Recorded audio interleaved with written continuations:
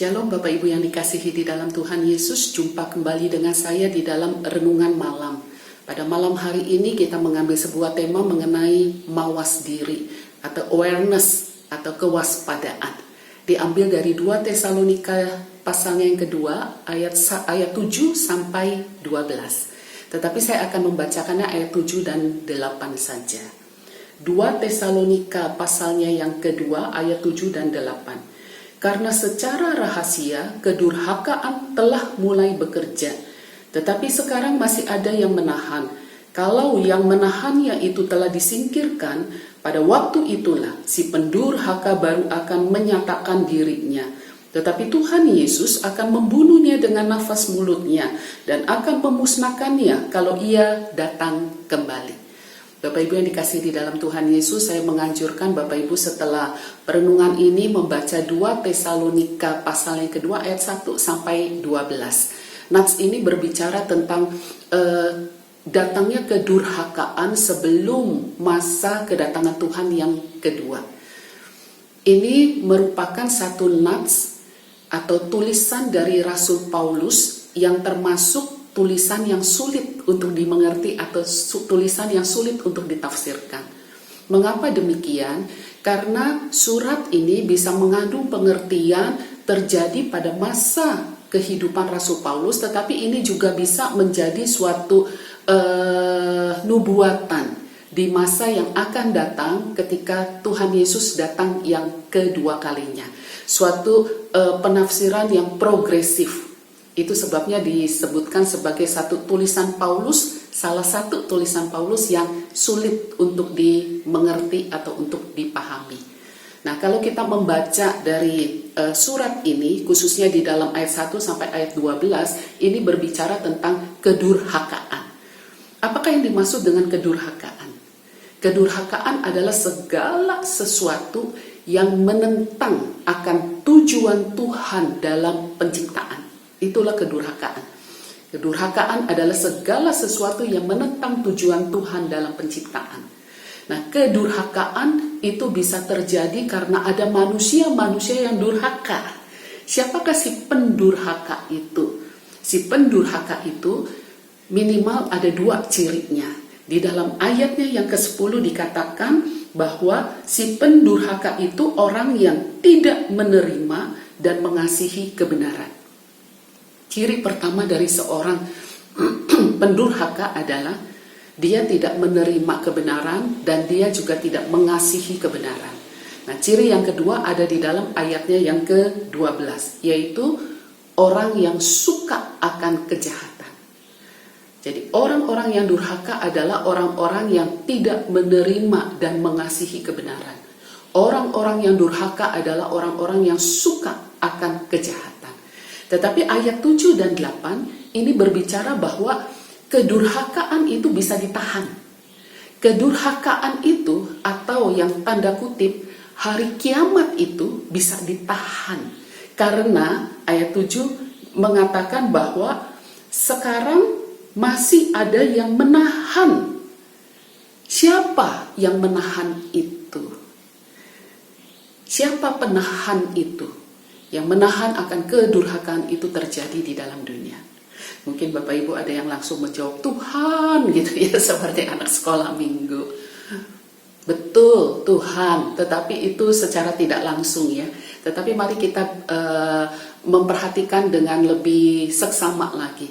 Siapa si penahan ini? Ada 2 tafsiran. Yang pertama, ini diasumsikan si penahan itu adalah pemerintahan atau raja atau pemimpin sebuah negara. Di dalam masa Rasul Paulus itu banyak ditolong di dalam pemberitaan Injilnya karena dia seorang warga negara Romawi. Dia banyak ditolong oleh pemerintahan, khususnya di dalam pengadilan-pengadilan yang memberikan saksi-saksi palsu kepada dia. Tapi karena dia warga negara Roma, maka dia tertahan dan tidak mendapatkan hukuman pada awal-awalnya, sehingga dia bisa leluasa pergi memberitakan Injil. Bahkan di dalam surat Roma pasal yang ke-13, Rasul Paulus banyak berbicara tentang pemerintah. Nah, Rasul Paulus mengatakan bahwa pemerintah adalah alat di tangan Tuhan untuk menahan kejahatan. Tetapi di dalam Wahyu pasal 13 itu Rasul Yohanes menegaskan bahwa jika pemerintah tidak menjalankan Roma pasal 13, maka pemerintah bisa menjadi alat yang dipakai oleh iblis yang luar biasa.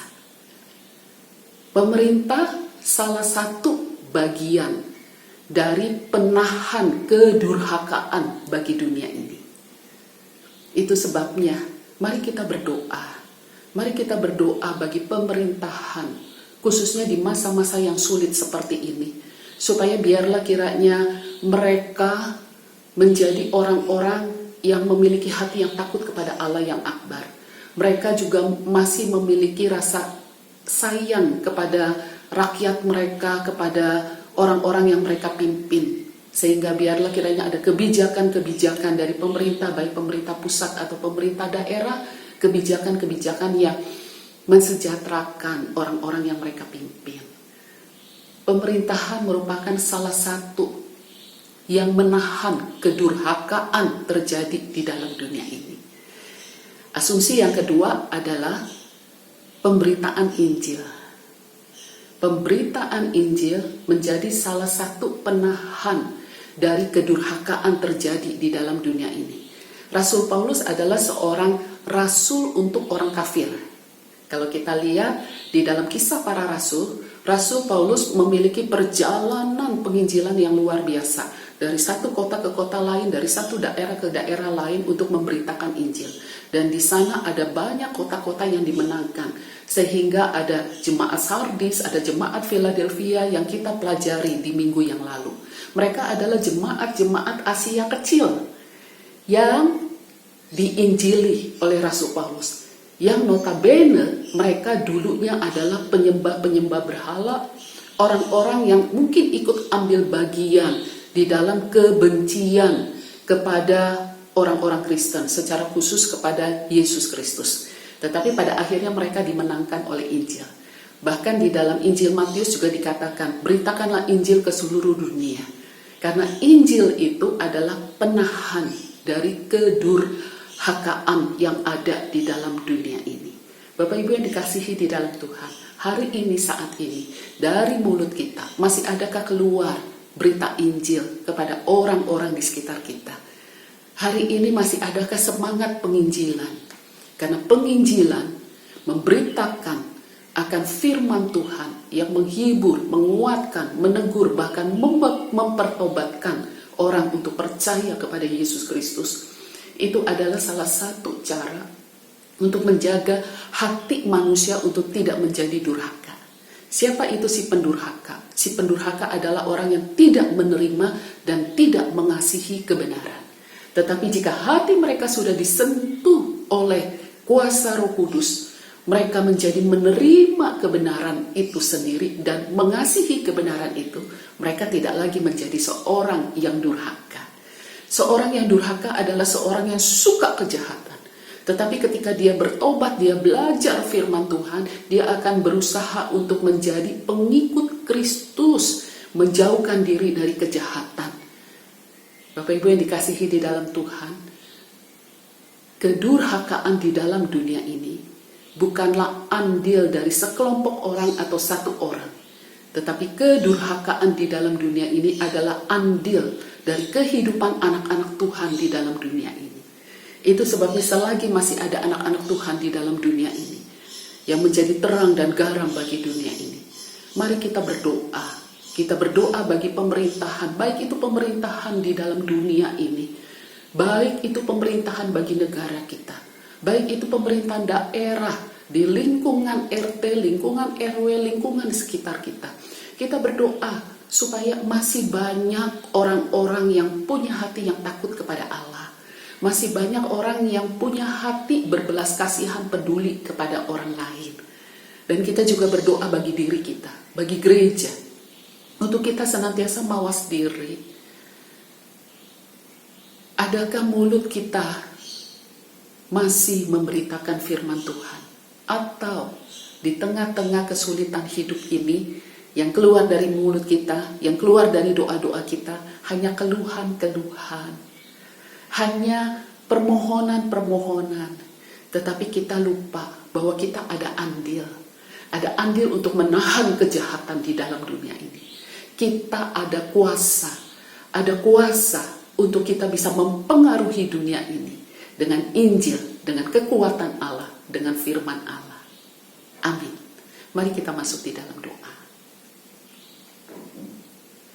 Tuhan yang mengasihi kami, pada malam hari ini di dalam perenungan firman-Mu, Engkau mengingatkan kami, Engkau menegur kami. Kadang Tuhan, kami asik dengan hidup kami sendiri. Kami berdoa bagi diri kami dan keluarga kami sendiri. Kami mengeluh di hadapan Tuhan dan kami memikirkan, kami mengkhawatirkan akan masa depan dan kehidupan kami di hari-hari yang akan datang. Tetapi kami lupa Tuhan, bahwa sesungguhnya Tuhan menyelamatkan kami karena ada andil bagi kami untuk menahan dunia ini dari kejahatan, dari kedurhakaan, dari mendatangnya hari Tuhan yang kedua, kesulitan penderitaan. Oleh sebab itu Tuhan, ajar kami untuk kami tetap menjaga hati kami, untuk kami tetap mawas diri, bahwa kami adalah orang-orang pilihan Tuhan, untuk kami dapat memberitakan Injil, menyuarakan kebenaran firman-Mu, menghibur dan memberikan kebenaran firman-Mu kepada orang-orang di sekitar kami. Kami juga berdoa bagi pemerintahan khususnya negeri kami. Kami berdoa bagi presiden dan wakil presiden. Kami berdoa untuk staf para menteri. Kami berdoa untuk para wakil rakyat. Untuk orang-orang yang menjaga keamanan negeri ini. Untuk pemerintahan daerah, baik itu RT, RW, kelurahan. Untuk orang-orang yang memimpin negeri ini. Kami memohon belas kasihan Tuhan. Mereka adalah alat di tangan Tuhan untuk menahan kejahatan. Tetapi jika mereka mulai melupakan Engkau, jika mereka mulai hidup di dalam keegoisan mereka, hanya untuk keluarga, diri, dan kelompok mereka, maka mereka akan menjadi alat di tangan iblis yang akan menghabisi dunia ini. Kami memohon belas kasih-Mu Tuhan, berkati pemerintahan kami, berkati para pemimpin dunia ini, agar biarlah kiranya setiap mereka tetap masih memiliki hati yang takut kepada Allah yang Maha Kuasa, Allah yang Maha Besar, dan berikan kepada mereka kepedulian terhadap rakyat mereka, kepedulian terhadap orang-orang yang mereka pimpin. Terima kasih Tuhan, kami bersyukur, kami memuji, kami memuliakan Allah kami yang hidup. Di dalam nama Tuhan Yesus kami berdoa.